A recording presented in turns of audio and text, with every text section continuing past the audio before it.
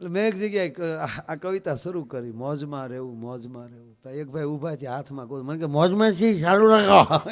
ઈ મોજ નહીં મારા બાપ, ઈ મોજ નહીં.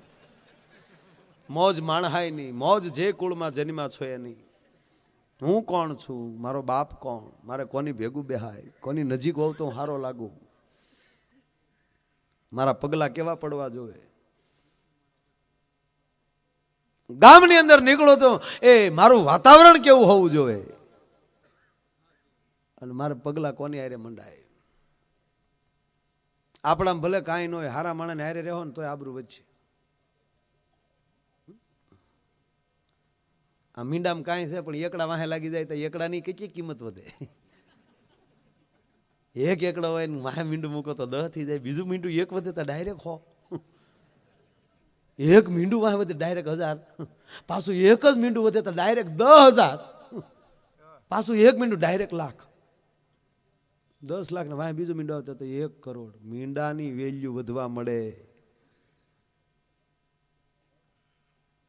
જીવન જીવવા માટે ભલે ખોટું તો થોડું ઘણું જીવવું જ પડે, કારણ કે આ ભારત દેશ છે ભાઈ. અત્યારે તો એક જગ્યાએ બોર્ડ બનાવવાના હતા સરકાર તરફથી કે રિશ્વત લેવી એ પણ ગુનો છે અને રિશ્વત દેવી એ પણ ગુનો છે. આવા બોર્ડ 2000 બનાવવાના. તે કોન્ટ્રાક્ટ દેવાવાળાને બોલાયો કે તારે 2000 બોર્ડ બનાવવાના છે, બોલ તું મને કેટલા આપીશ.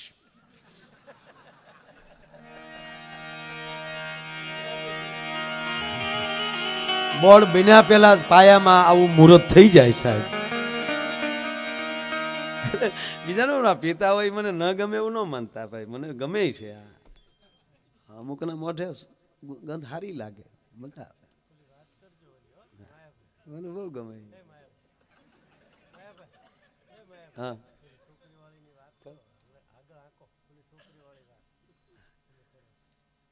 મને બહુ ગમે. અમુક અમુક તો એવા મોત દીધા આપણે અમુક કોઈ ન હાલે તો આ કે રાખો બીજું. એક ભાઈ ને ભૂત વળગ્યું. ભૂત વળગે તો પછી તો રાજુબાપુ ડાકલા કરીને આપણે કાઢવું જ પડે. તો કોઈ ડાકલા કર્યા જ નહીં, ભૂત કોઈ કાઢ્યું જ નહીં. 10 દી પછી ભૂત બોલ્યું, એ મને આમાંલી કોક તો કાઢો.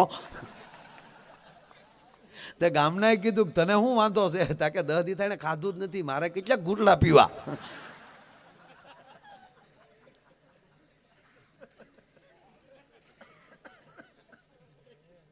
પોતપોતાના સ્થાને બધા સારા છે. અને ખરેખર ભાઈ અત્યારે દુનિયાની પાસે ટાઈમ નથી સાહેબ. આપણે મુંબઈમાં એમાં જાય તો કોઈ પાસે ટાઈમ છે કાંઈ ટાઈમ નથી. બોલો ખૂટીઓ ધક મારે તો સોરી સોરી, કોઈને ધક મારી એ જોવાની ફેર નથી. બોલો નીકળી જ જવું છે જેને. અને આપણે સાઈન કોણિયું ઠેરાવી નાટા મારતા ક્યારે ઘડીક ટાઈમ પાસ થાય. મહેશભાઈ બહુ સારી વાત કરી. બાપદાની ખાનદાનીને યાદ રાખીને વર્તમાનની વ્યવસ્થાને સંભાળીને જે માણસ જીવી જતો હશે એને કોઈ દી વાંધો નહીં આવે. ભલે એક હાથમાં તલવાર હોય પણ એક હાથમાં એક હાથ એનો કોમ્પ્યુટર ઉપર હોય. બહુ સારી વાત. પણ હવે કઈ તલવારની જરૂર નથી. ખોટો હું કામ વજન રાખવો જોઈએ, કારણ કે યુગ જ 51 ને 47 નો આવ્યો છે. તલવાર લઈને બાંધવા નીકળી તો હોબામ ખાઈને આવી એવી પરિસ્થિતિ છે. કારણ કે આ કળયુગ છે, સતયુગ નથી. સતયુગ એટલે એક બાણને અનેક બાણ કરવા માટે સત્ય જોતું હતું. અત્યારે એ મંત્રોની જરૂર નથી. કળ 51 147 આંગળી અડાડજો ઢાઢા. બાકી કઈ કળયુગ કઈ ગોઠણિયા પર થયો છે ને એવું કઈ છે નહીં. કળથી હાલે એટલે કળયુગ. અશ્વના કાનની અંદર મંત્રો ભણવામાં આવતા હતા કે જેટલી સ્પીડે જેટલી ઝડપે જવું હોય તો. અત્યારે પ્લેનમાં બેસી જાવ, અત્યારે ઘોડાના મંત્ર શીખવાની જરૂર નથી. હનુમાનજીને લંકામાં જવા માટે કે રામને જવા માટે પુલ બંધાયો બરાબર છે, પણ અત્યારે પ્લેન મળે છે, નાળા બાંધવાનો ખોટી થયો. મને તો અત્યારે કોન્ટ્રાક્ટરને જોઉં ને મને મજા આવે. પુલ કાંઈક હાલતા હોય ને રોડ ઉપર હાલતા હોય ને પુલ કામ, ડ્રાઈવર જન આપ્યા હોય ને એરા મૂક્યા અહીંથી આ કહો. અમુક તો બોરે ઠેરાઈને ઉપર કેમ આમાં હું વાંધો આવ્યો હોય છે આગળ, એ તૂટલું છે.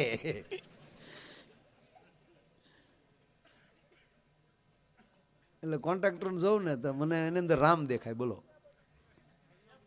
એકવાર તો એક ભાઈ ઊભા થાય, તમને કહું છત્રી લઈને સાયો રાખીને કોન્ટ્રાક્ટર પોતે હતા ને પુલનું કામ ચાલુ હતું. તો મેં વળી ગાડીનો કાસ ઉતારીને આમ હાથ જોડ્યા. મને કે કેમ ભાઈ હાથ જોડ્યા? મેં કીધું તમે રામ જેવું કામ કરો છો એટલે. મને કે કેમ? મેં કીધું આ ધરતીમાં પહેલો પુલ કોઈ બાંધ્યો હોય તો રામે. કન્યાકુમારી ટુ લંકા, રામેશ્વર ટુ લંકા, પહેલું નાળાનું કન્સ્ટ્રક્શનનું કામ જમદડ જાંબુવાનને અંગર નીલને નળને એને આપવામાં આવ્યું હતું. જાંબુવાન ઉપર સુપરવાઇઝર હતા. હનુમાન છે એ માલ ચકાસણી એન્જિનિયર હતા, એ માલ ચકાસણી કરતા હતા કેવા માલ બન્યો હતો. એટલે મેં કીધું આ રામ પછીનું આ તમે શરૂ કર્યું એટલે મને તમારા રામ દેખાય. મને કે કેમ? મેં કીધું રામે સિમેન્ટ વાપરી હતી.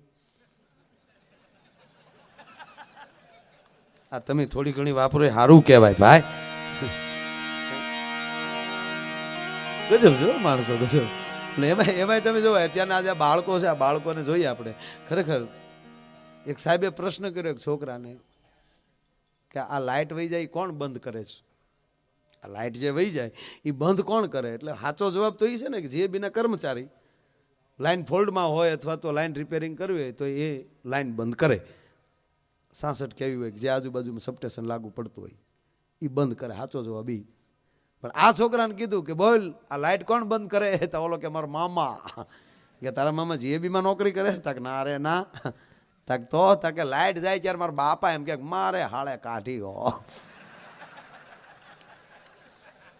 એટલે મને લાગે કે મારા મામા હોય એમ. પણ જેને મોજ હોય, જેને આનંદ હોય, જીવનમાં જે કાંઈ કરવાથી જો આનંદ મળતો હોય. દારૂની વાત કરતો એટલે મને સાહેબ એક પ્રસંગ યાદ આવ્યો કે એ વસ્તુ આપણને આનંદ આપતી હોય તો 100% આપણા માટે ઔષધ છે. પીધા પછી જ તમને કોઈની માફી માંગવાની ઈચ્છા થતી હોય તો એ ઔષધ છે. પીધા પછી જ તમને દાન દેવાની ઈચ્છા થતી હોય તો એ તમારા માટે ઔષધ છે. પીધા પછી સત્કાર્ય કરવાની ઈચ્છા થતી હોય તો એ તમારા માટે ઔષધ છે. એક બહુ મોટા ગજાના લેખક, કવિ, ગઝલકાર, એની અવારનવાર એની ગઝલો, એના શેર બાપુ એમ કહેવાય વ્યાસગાદી ઉપરથી બોલે. મોરારી બાપુ એકવાર એ માણસ સાહેબ પોતે મુસ્લિમ છે પણ એ બાપુની કથા લાઈવ જોતા હતા ને એમાં બાપુએ એની ગઝલ ગાય એટલે માણસે ઘેરે બેઠા બેઠા સાહેબ નક્કી કર્યું કે એટલી ઊંચાઈથી જો મારી ગઝલ બાપુ ગાતા હોય તો ખરેખર મારે એ મૂકી દેવું જોઈએ. એ માણસે દારૂ બંધ કરી દીધો. 1 વર્ષ થયું મહેશભાઈ, એક પણ કવિતા ન ઉતરી. એટલે બાપુએ સામેથી ફોન કર્યો કે આ વર્ષે એક પણ આની નવી કવિતા નથી આવી. શું થયું? બીમાર છે? શું તકલીફ છે? કોન્ટેક્ટ કર્યો અને ફોન કર્યો. એટલે કીધું ખા સાહેબ ક્યાં કર રહે આપ? કે क्या करूँ बापू, बैठा हूँ घर पे. कि एक भी कविता नहीं आई आपकी? कि बापू क्या करूँ, 1 वर्ष हो गया. कि तकलीफ क्या है? तकलीफ कुछ नहीं है, मैं बैठा बैठा देख रहा था आपको, सुन रहा था टीवी पर, तो आपने मेरा नाम लिया और मेरी गज़ल आपने सुनाई तो मैंने नक्की कर लिया कि आज से मैं शराब नहीं पीऊँगा. तो बापू मैं तो जब शराब पीता था रात को बैठता था ना तब कविता उतरती थी. अब शराब बंद हो गया, कविता भी उतरनी बंद हो गई. ત્યારે બાપુએ જવાબ આપ્યો, સાધુથી મારે તમને પીવાનું ન કહેવાય પણ તમારી કવિતા અટકી જતી હોય તો હું તમને કહું છું તમે પીજો. નકર દેશને ખોટ બેસે. તમે નહીં ગઝલો આપો, તમે એ પોતાનો આનંદ જે હોય, કોને પીવો, ક્યાં પીવો, કેમ પીવો, કેટલો પીવો, કયો પીવો, કોની હારે પીવો, કઈ જગ્યાએ પીવો, કેવી પરિસ્થિતિમાં પીવો, ઈ ભાન હોય એને પીવાય. બાકી 3 કોથળી પીને બજારમાં સડી જાય તો ક્યાં ગયું ગૂગલું, એને 11 લાઈનના થાંભલે સડી જવાય, એને પીવાય નહીં. ખોટા ઉપર